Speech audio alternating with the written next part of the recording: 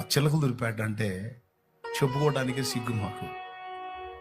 చిలకలూరిపేట మీది ఏ ఊరని హైదరాబాద్లో ఎవడన్నా మమ్మల్ని అడిగితే గుంటూరు అంటాం. గుంటూరేనా పక్కన అంటే మళ్ళీ అబద్ధం చెప్పలేక సగం నిజం, గుంటూరు పక్కనలే అంటాం. గుంటూరు పక్కన అంటే ఎక్కడంటే నరసరావుపేట పక్కనలే అంటాం.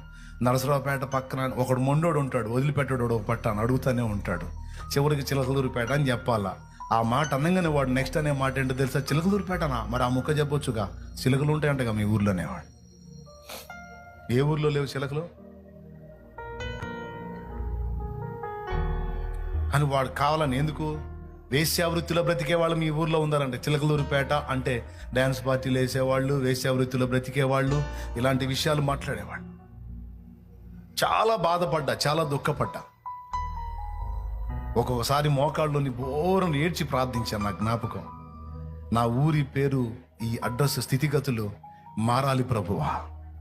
ఇది చెడుతనానికి కేర్ ఆఫ్గా ఉండకూడదు, ఇది ఆత్మల రక్షణకు కేర్ ఆఫ్గా ఉండాలి ప్రభువా. ఆత్మల రక్షణకు కేర్ ఆఫ్గా ఉండాలి.